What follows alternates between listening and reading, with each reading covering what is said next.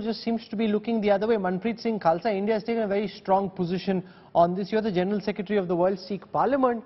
Now this, what's going on in Brampton, and it seems to be happening again and again in various ways, is not just appalling, but it also seems to have some kind of social sanction, and the fact that these are a very tiny minority seems to be getting lost out.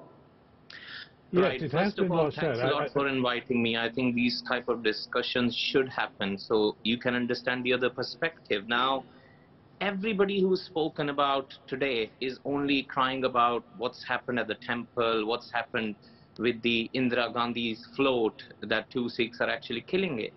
But what you all need to understand here is the Sikh side as well. Basically, we are talking about all sorts of terrorism apart from the Indian state terrorism against the minority.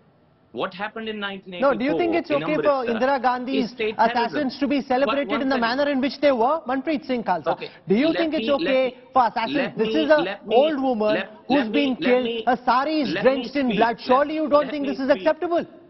Is it okay for thousands of pilgrims to be killed in Golden Temple? Was it okay? How can that be okay and where is the equivalence? Who's saying it's okay and where is the equivalence? No. Who killed people? Where was the police? Where was the army? Sir, do not indulge in whataboutery. Any person being killed is terrible. It's completely unacceptable.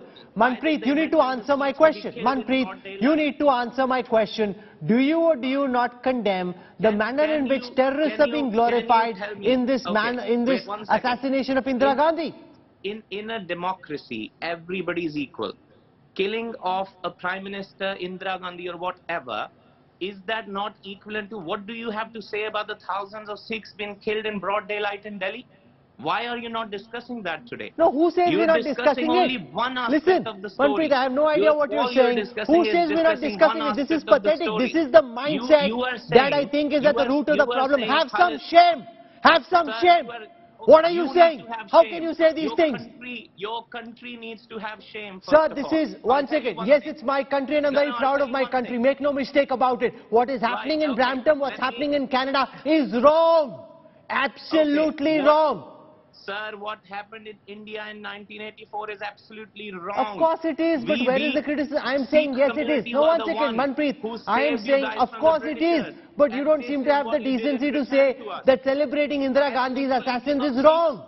Ethnic cleansing of Muslims. Don't you have anything to say? Don't you have no shame? You're talking about one person being killed and that float is being run upon in Brampton. What about thousands of Sikhs and Muslims getting killed in India? You don't have nothing to say about that? Of course I have things to say about it. Who says we don't have things to say about it? Listen, this man is disgusting. Manpreet, you're a shame. You're an absolutely disgusting person who harbors obnoxious views. I'm shocked and appalled by what you're saying. Shehzad wants to come in. Shehzad.